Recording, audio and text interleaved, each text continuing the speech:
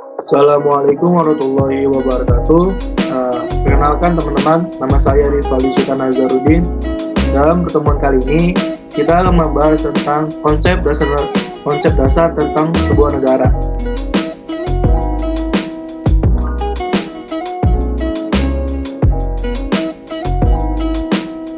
Pengertian negara. Istilah negara merupakan terjemahan dari beberapa kata asing, bahasa state dan bahasa Inggris, Staat menurut bahasa Belanda dan Jerman, atau Etat dalam bahasa Prancis. Secara terminologi diartikan sebagai sebuah organisasi tertinggi di antara satu kelompok masyarakat yang memiliki sebuah cita-cita untuk bersatu hidup di dalam suatu kawasan dan mempunyai pemerintahan yang berdaulat.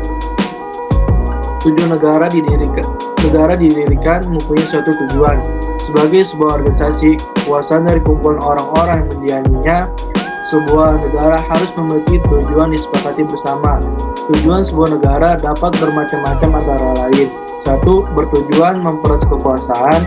2. Bertujuan menyelenggarakan ketertiban hukum. 3. Bertujuan mencapai kesejahteraan umum. Tujuan negara ini merupakan contoh utama tujuan negara. Tetapi negara Indonesia mempunyai suatu tujuan, yaitu mencerdaskan, memajukan kesejahteraan umum, mencerdaskan kehidupan bangsa, dan ikut melaksanakan ketertiban di dunia yang berdasarkan kemerdekaan, perdamaian abadi, dan keadilan sosial, sebagaimana tertuang dalam pembukaan dan penjelasan UUD 1945.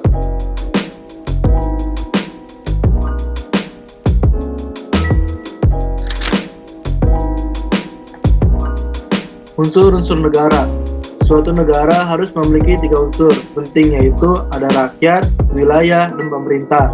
Ketiga unsur ini oleh Mahfud MD disebut sebagai unsur konstitutif.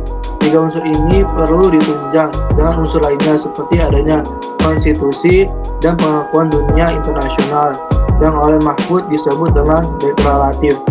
Berikut unsur-unsur negara sebagai berikut. Yang ke-1 ada rakyat.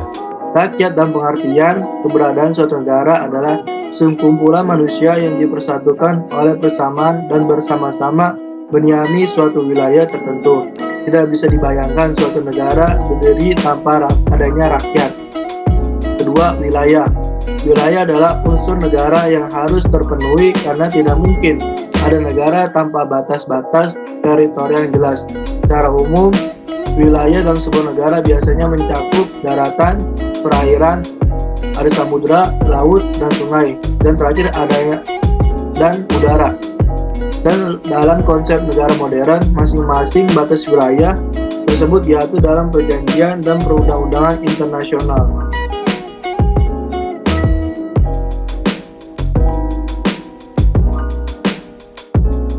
Ketiga, ada pemerintah. Pemerintah adalah alat kelengkapan negara yang bertugas memimpin organisasi dalam negara untuk mencapai tujuan bersama didirikannya sebuah negara. Pemerintah melalui aparat dan alat-alat negara yang menetapkan hukum, melaksanakan ketertiban dan keamanan, mengadakan perdamaian dan lainnya dalam rangka mewujudkan kepentingan warga negaranya yang beragam. Untuk mewujudkan cita-cita bersama tersebut dijumpai bentuk-bentuk negara dan pemerintahan. 3 unsur ini dilengkapi dengan unsur-unsur negara lainnya, yaitu konstitusi. Yang 4, pengakuan negara lain. Unsur pengakuan negara lain hanya bersifat menerangkan tentang adanya negara. Ada 2 macam pengakuan suatu negara, yaitu pengakuan de facto dan pengakuan de jure. Pengakuan de facto ialah pengakuan atas fakta adanya sebuah negara. Pengakuan ini didasarkan adanya fakta bahwa masyarakat politik telah memenuhi 3 unsur, yaitu wilayah rakyat dan pemerintahan yang berdaulat. Adanya pengakuan de jure merupakan pengakuan sahnya suatu negara atas dasar pertimbangan yuridis menurut hukum. Dengan memperoleh pengakuan de jure, maka suatu negara mendapat hak-haknya di samping kewajiban anggota keluarga bangsa sedunia. Bentuk-bentuk negara. Negara memiliki negara memiliki bentuk yang berbeda. Secara umum, dalam konsep teori modern, negara terbagi ke dalam dua bentuk, yaitu ada negara kesatuan, unitarisme, dan negara serikat, federasi. Yang kesatu, negara kesatuan. Negara kesatuan adalah bentuk suatu negara yang merdeka dan berdaulat, dengan suatu pemerintah pusat yang berkuasa dan mengatur seluruh daerah. Namun dalam pelaksanaan, negara kesatuan ini terbagi ke dalam dua macam sistem pemerintahan, yaitu ada sentral dan otonomi. Negara kesatuan dengan sistem sentralisasi adalah sistem pemerintahan yang langsung dipimpin oleh pemerintahan pusat, sementara pemerintahan daerah di bawahnya melaksanakan kewajiban pemerintah pusat. B. Negara kesatuan dengan sistem desentralisasi adalah kepala daerah diberikan kesempatan dan kewenangan untuk mengurus urusan pemerintah di wilayahnya sendiri.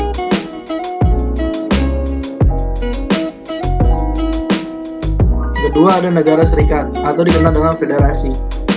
Negara serikat atau federasi merupakan bentuk negara gabungan yang terdiri dari beberapa negara bagian dari sebuah negara serikat. Pada mulanya, negara-negara bagian tersebut negara yang merdeka, berdaulat, dan berdiri sendiri. Dari sisi pelaksana dan mekanisme pemilihannya, bentuk negara dapat digolongkan ke dalam ketiga kelompok, yaitu ada monarki dan oligarki dan demokrasi. Monarki. Pemerintahan monarki adalah model pemerintahan yang dikepalai oleh seorang raja, atau dalam praktiknya monarki memiliki dua jenis, yaitu ada monarki absolut dan monarki konstitusional.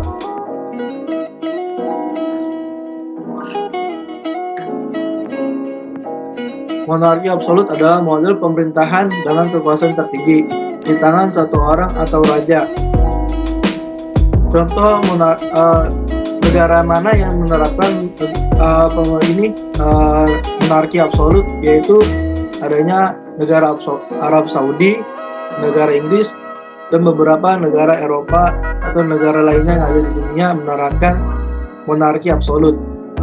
Selanjutnya ada monarki konstitusional, adalah bentuk pemerintahan yang kekuasaan kepala pemerintahannya Perdana Menteri, dibatasi oleh ketentuan-ketentuan konstitusi negara tersebut. Praktik monarki konstitusional adalah yang paling banyak diperhatikan di beberapa negara seperti Malaysia, Thailand, Jepang, dan Inggris. Dalam model monarki konstitusional ini, kedudukan raja hanya sebatas simbol negara. Yang B. Oligarki. Model pemerintahan oligarki adalah pemerintahan yang dijalankan oleh beberapa yang berkuasa dari golongan atau kelompok tertentu. Yang ketiga, demokrasi. Pemerintahan model demokrasi adalah bentuk pemerintahan yang bersandar pada kedaulatan rakyat atau mendasarkan kekuasaannya pada pilihan dan kehendak rakyat melalui mekanisme pemilihan umum atau pemilu.